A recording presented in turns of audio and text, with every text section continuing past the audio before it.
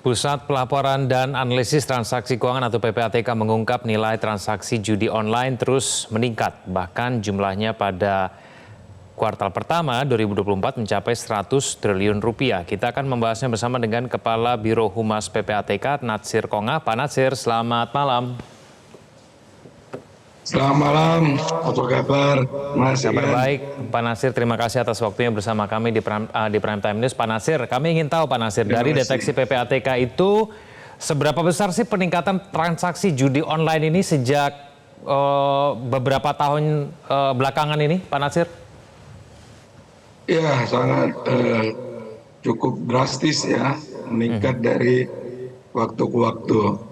Kalau kita lihat di angka 2021 misalnya, itu baru masih 57 triliun, di 2022 meningkat menjadi 81 triliun, di 2023 melonjak begitu tinggi menjadi 327 triliun.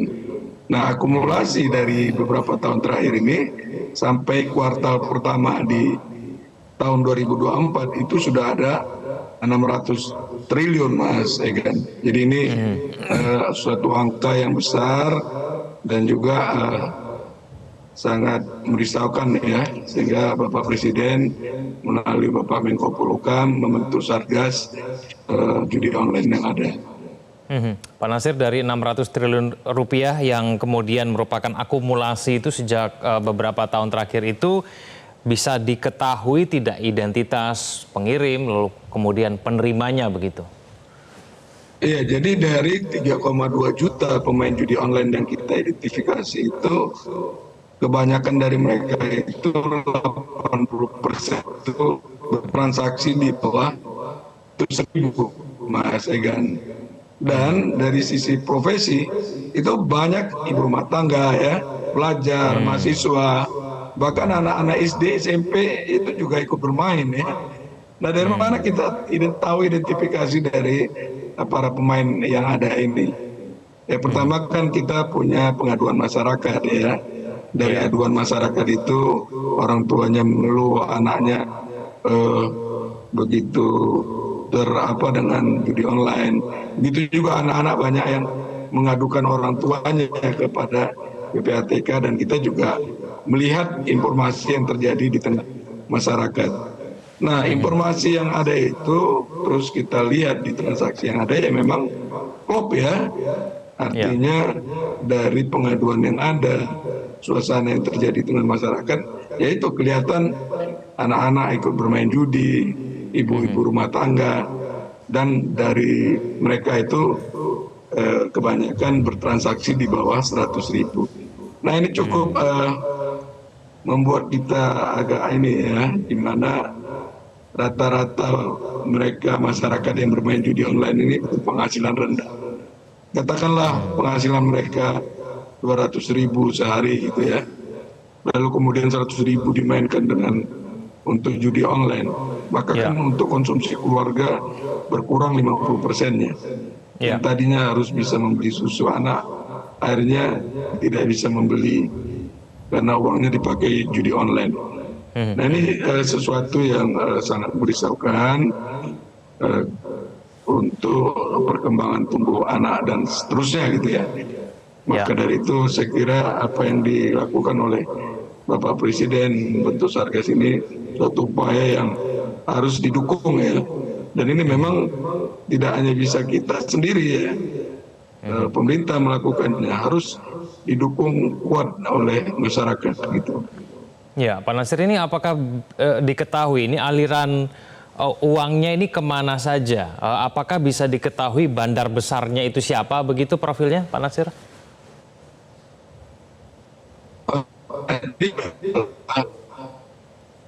Banyak sarana yang digunakan oleh judi online. Kemudian dari bandar kecil dikirim ke bandar besar, dari bandar besar dikirim ke yang lebih besar lagi, lalu kemudian juga uang hasil judi online tadi banyak juga yang dikirim ke luar negeri, khususnya negara-negara ASEAN seperti itu Mas Egan. Ini negara-negara ASEAN itu negara mana Pak Natsir? Apakah juga bisa kita ketahui ini siapa penerimanya? Apakah ini sindikat atau perorangan begitu, kelompok atau siapa begitu Pak Nasir? Bisa ketahuan tidak? Iya, kita tentu tahu ya hasil analisis yang sudah dilakukan oleh PPATK, hasil pemeriksaan yang dilakukan oleh PPATK, itu sudah kita sampaikan kepada penyidik dan teman-teman penyidik juga sudah banyak ya berhasil menangkap para bandar, juga menyita uang hasil kejahatan yang dilakukan. Seperti itu Mas Egan. Pak Nasir, menurut dari PPATK sendiri, kenapa kemudian ketika upaya untuk melakukan pencegahan judi online, berbagai upaya untuk melakukan pemberantasan dari tahun ke tahun, tapi kenyataannya, faktanya transaksinya malah justru mengalami peningkatan. Dari analisa dari PPATK, apa yang kemudian menyulitkan pemberantasan ini dilakukan sehingga begitu sulit begitu, Pak Nasir? Iya, pencegahan pemberantasan terus dilakukan ya. Kalau ini tidak dilakukan mungkin jauh lebih masif lagi ya. Tapi yang jelas memang demand di tengah masyarakat itu sangat tinggi, cukup tinggi gitu. Sehingga seolah-olah upaya yang sudah dilakukan oleh Kominfo dengan men-take down dari situs-situs yang ada misalnya, kerja keras yang dilakukan oleh penyidik untuk menangkap para bandar seolah-olah tidak tampak gitu, karena memang demand di masyarakat kita cukup tinggi sehingga seolah-olah nampak terus berkembang ya. Tapi yang pasti banyak ya hasil yang sudah dilakukan dengan hasil penyitaan misalnya ya, kemudian para bandar ditangkap dan dimasukkan ke penjara, itu udah cukup banyak saya kira Mas Egan. Ya, Pak Natsir, benarkah memang ada modus-modus baru begitu yang dilakukan oleh para pemain ini untuk melakukan pencucian uang misalnya ataupun menyembunyikan aliran dana dari judi online ini, Pak Natsir? Ya, modus-modusnya antara lain ya masih mudahnya ya jual beli rekening yang dilakukan yang dimanfaatkan oleh para pelaku bandar, sehingga ketika rekening ini diblokir dengan cepat dia membuka rekening yang baru dan seterusnya, seperti itu Mas Egan. Pak Nasir, Satgas Judi Daring ini sudah dibentuk oleh Presiden Joko Widodo. Seberapa besar kemudian ini bisa betul-betul efektif begitu ya untuk betul-betul memberantas judi online, Pak Nasir, menurut Anda?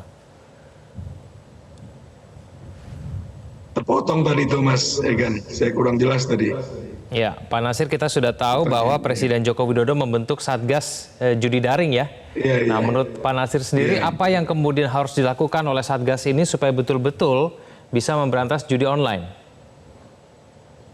Ya, jadi dengan terbentuknya Satgas ini sangat bagus ya saya kira, karena akan ada kolaborasi sinergitas yang cukup efektif ya di dalam mencegah dan memberantas dari judi online yang ada. Karena semua pihak ada di sana, sehingga diharapkan Satgas yang dipimpin oleh Bapak Menko Polhukam ini bisa berjalan optimal dan efektif, dan judi online bisa ditekan semaksimal mungkin. Begitu Bang Egan.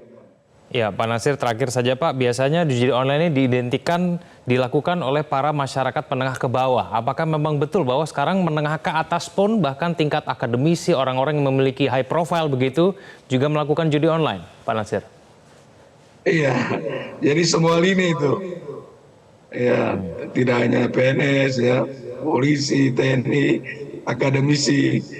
Tadi bahkan juga anggota DPR menyebutkan di level anggota DPRD dan DPR juga ada yang bermain judi online.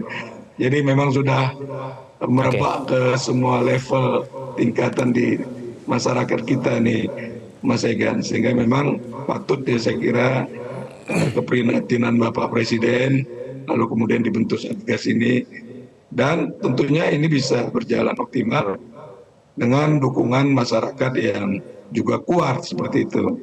Ya. Oke, baik Pak Nasir, kita akan tunggu nanti efektivitas dari Satgas Judi Daring ini akan seperti apa. Terima kasih Pak Nasir Konga telah Terima kasih, mohon dukungan semua. Selamat malam.